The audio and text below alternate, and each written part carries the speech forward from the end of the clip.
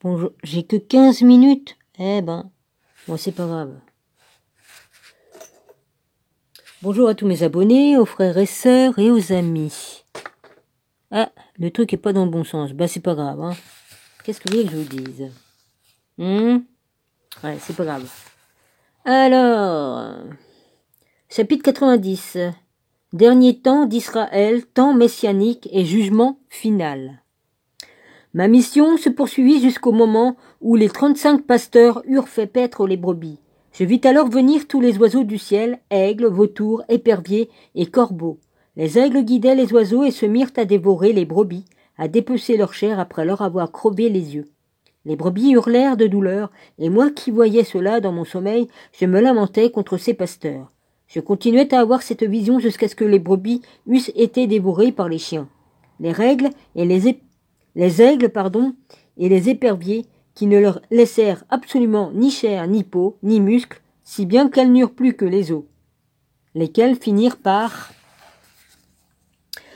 tomber dans ma vision, se poursuivit jusqu'au temps où 23 pasteurs eurent fait paître les brebis et eurent accompli 58 périodes. Voici ce qui se produisit des agneaux. Pardonnez-moi. Des agneaux naquirent de ces brebis blanches. Ils commencèrent à ouvrir les yeux, à voir et à bêler auprès de leur mère. Mais elles ne leur répondirent pas. Elles ne prêtèrent pas attention à leurs cris. Les corbeaux s'abattirent alors et déchiquetèrent les brebis. Des cornes poussèrent à ces agneaux, mais les corbeaux les faisaient tomber. Toutefois, une grande corne poussa à l'une des brebis, et les yeux des autres s'ouvrirent. La brebis les vit. Les béliers les virent. À leur tour, et tous accoururent auprès d'elle. Malgré cela, tous ces aigles, vautours et éperviers ravissaient encore des brebis. Ils fondaient sur elles et les dévoraient, Puis les corbeaux se battirent avec la brebis pour lui enlever sa corne.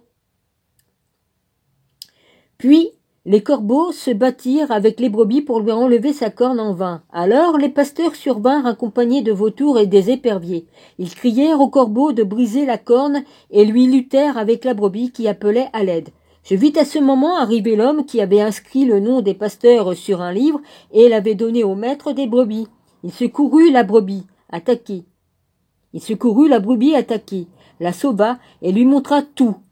Le maître arriva à son tour et, à sa vue, tous prirent la fuite et tombèrent dans les ténèbres. Quant aux autres rapaces, ils s'assemblèrent et emmenèrent avec eux toutes les brebis sauvages. Ils se liguèrent pour mettre en pièces la corne de la brebis, et je vis cet homme, celui qui avait écrit, ouvrir le livre relatant la destruction qu'avaient faite les 12 derniers pasteurs. Il montra au maître qu'il avait détruit beaucoup plus que leurs prédécesseurs. Celui-ci se rendit chez les brebis, s'empara d'un bâton et, sous le coup d'une grande colère, frappa la terre qui s'entr'ouvrit. Toutes les bêtes féroces et tous les oiseaux tombèrent au loin et furent engloutis dans la terre qui se referma.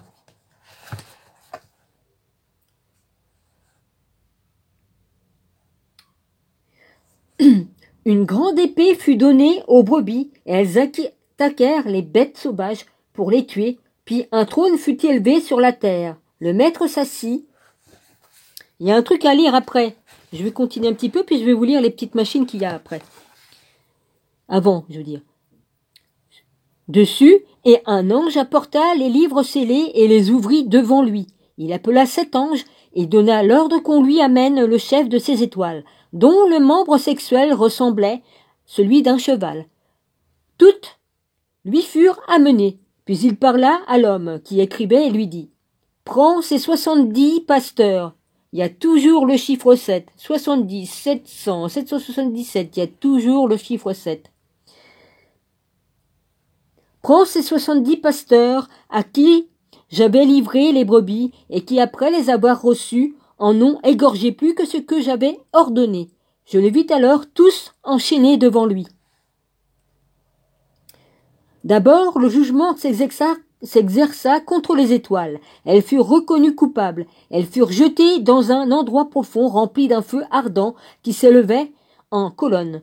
Les 70 pasteurs, eux, eux furent jugés et jetés eux aussi dans cet abîme. Je vis à ce moment-là un précipice semblable rempli de feu s'ouvrir au milieu de la terre. On y amena les brebis aveuglées. Elles furent jugées, puis jetées dans cet abîme où elles brûlèrent. Ce précipice était situé à la droite de la maison, et tout brûla, y compris leurs os. Je me levai et vis qu'on démontait la maison. On emporta toutes les colonnes, toutes les poutres et tous les ornements que l'on jeta dans un lieu à droite de la terre. Puis le maître des brebis apporta une autre maison, plus grande et plus élevée que la première, et il l'adressa à la place de celle-ci. Toutes ces colonnes étaient neuves, ainsi que ces ornements. Elles étaient vraiment plus grandes que la précédente, et le maître y plaça toutes les brebis. Le maître, c'est Jésus. Celles qui restaient, mais aussi tous les animaux qui étaient sur la terre et tous les oiseaux du ciel se prosternaient, adoraient ces brebis et les suppliaient prêtes à leur obéir au moindre mot. Ensuite 3 anges vêtus de blanc, toujours les mêmes, me prirent par la main, me firent monter pour m'asseoir au milieu des brebis, juste avant que le jugement n'eût lieu. Ces brebis étaient toutes blanches, et leur toison grande et pure. Celles qui avaient péri avaient été dispersées. Toutes ces bêtes sauvages, tous les oiseaux du ciel se réunissent dans cette maison, et le maître des brebis se réjouit parce qu'ils étaient tous bons et étaient revenus à sa maison. Amen. Je dis amen, mais ça va se passer comme ça. Puis elles déposèrent l'épée qui leur avait été donnée, et elles la reportèrent dans la maison, où elle fut scellée en présence du maître. Les brebis furent appelées dans cette maison, mais elles ne purent pas toutes s'y rendre. Leurs yeux s'ouvrirent, et elles virent à nouveau convenablement. Il n'y en avait plus d'une d'aveugle.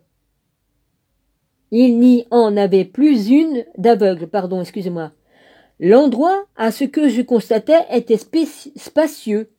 Un taureau blanc naquit avec de grandes cornes, et les bêtes avaient peur de lui, et le suppliaient. Après, les animaux se transformèrent, et devinrent tous des taureaux blancs.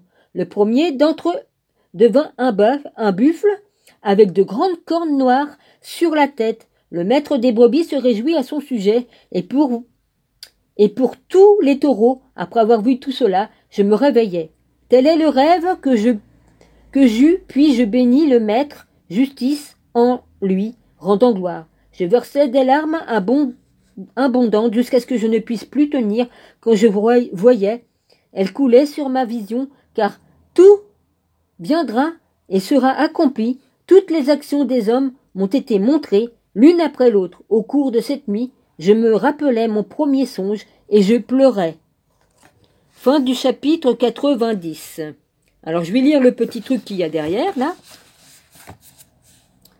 Alors, 120 Jean 10.11-14. Moi, je suis le bon berger met sa vie pour les brebis.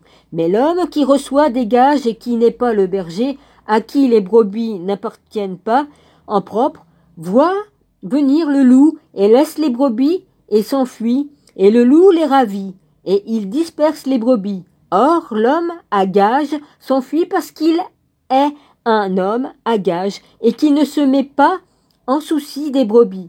Moi, je suis le bon berger et je connais les miens, et je suis connu des miens. Amen. C'est Jésus qui parle.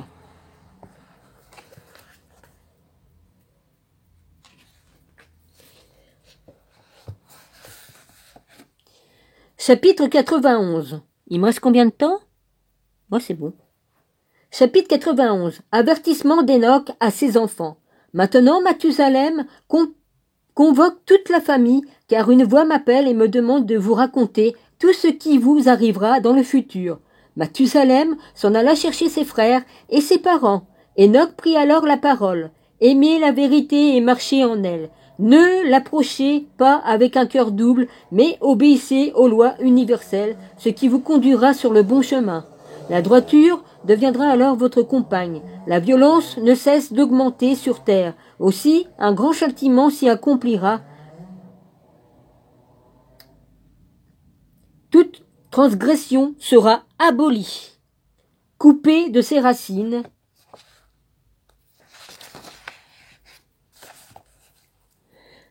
ce qu'elle soutient s'effondrera, mais la transgression recommencera. Elle amènera encore 2 fois plus d'actions qui emporteront la marque des actes de violence et de crime. Mais quand dans tout comportement, la transgression, le reniement et la violence auront grandi, quand la perversité, le crime et l'impureté seront au maximum, un grand châtiment viendra du ciel s'abattre sur tout. Le maître de l'univers sortira rempli de fureur, tenant à la main un fléau pour rendre un jugement sur la terre. En ces jours, les racines de la violence seront coupées, tout comme celles de la transgression et celles de la ruse, tout seront détruites. Les idoles des païens et leurs temples seront brûlés, on les chassera de la surface de la terre et ils seront jetés dans le feu. Ce sera terrible et sans fin. Alors les êtres droits surgiront de leur sommeil, car la sagesse leur sera donnée, tandis que les racines de la transgression auront été coupées, les pécheurs périront par l'épée, les impies disparaîtront, et ceux qui préparent en secret des actes criminels dans le reniement de Dieu périront aussi par l'épée. Et maintenant, mes enfants, je vais vous montrer les voies de la droiture et celles de la violence. Je vous expliquerai à nouveau comment vous reconnaîtrez ce qui va arriver.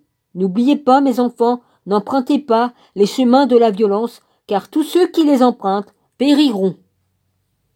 C'est bien pour ça qu'il faut essayer de réclamer nos droits dans le pacifisme, mais il y en a qui vont péter des câbles. Comme il y en a qui l'ont fait, là, il n'y a pas si longtemps que j'en ai parlé. Je leur donne pas raison, c'est sûr, mais ils ont pété un câble. Ben oui. Malheureusement, il y en a qui ont été... eux, là-bas, ils ont carrément le coupe-chou, ils égorgent avec. Malheureusement, J'ai vu faire, j'ai pas rêvé, je l'ai vu faire. Chapitre 92. Récompense des justes et destruction des pécheurs. Pour tous mes enfants qui habitent sur la terre et pour les générations futures qui feront le bien et la paix, ne soyez pas tristes car le Très-Haut a donné des jours. C'est chapitre 92. Pour tout. Le juste se réveillera de son sommeil et il se lèvera et avancera dans les voies de la droiture, car tous les chemins qu'il empruntera seront dans la clémence éternelle. Le Très-Haut aidera celui qui obéit à ses lois. C'est bien ce que j'ai dit. Il lui donnera un juste rétribution pour toujours, ainsi que la puissance. Celui-là baignera dans la justice et le bien, et marchera dans une lumière sans fin. La transgression disparaîtra dans les ténèbres pour toujours et ne réapparaîtra plus jamais. Alors en bas, il y a des petits trucs qui sont marqués là. Je les lis. 121, Matthieu 24, 2.21,22. Car alors il y aura une grande tribulation telle qu'il n'y en a point eu depuis le commencement du monde jusqu'à maintenant, et qu'il n'y en aura jamais. Et si ces jours-là n'eussent été abrégés, nulle chair n'eût été sauvée, mais à cause des élus, ces jours-là seront abrégés.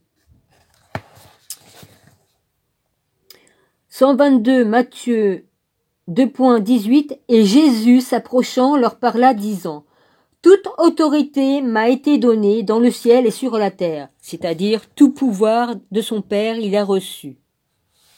Que ce soit dans le ciel, que ce soit sur la terre, que ce soit sous la terre, ou que ce soit en enfer. Voilà. Amen. Je dis amen, mais il l'a déjà, mais bon, je dis amen, quoi. On a le droit de dire amen pour dire qu'on est heureux que tout cela va s'accomplir tel que c'est écrit. Voilà, amen. Combien de temps qu'il me reste? 14 minutes. Ah, j'ai plus qu'une minute, une minute. Bon, ça va s'arrêter, Bon, soyez tous bénis, je vous embrasse tous, et voilà. Alors, page 195, chapitre 93, que j'aurai plus qu'à lire. D'accord? C'est pas la peine que je continue, là, il reste une minute, à peine une minute. Voilà, mon rabbi, je te bénis, je t'embrasse fort, voilà, les frères et sœurs, et puis mes ennemis aussi. Voilà, qu'est-ce que je peux dire jusqu'à ce que ça coupe? Ben voilà, je vais reprendre un peu plus tard. Là, j'ai 2 vidéos qui sont en train de s'uploader. Voilà. Voilà. Et puis après, ben, faut que je vois avec YouTube pour ce que tu m'as dit, mon rabbi, pour le truc d'uploadage, là, voilà. Et puis voilà, hein. Je voulais vous montrer des choses, mais bon, ben, les choses, ben, ça sera plus tard. Voilà. Je vous embrasse fort, merci.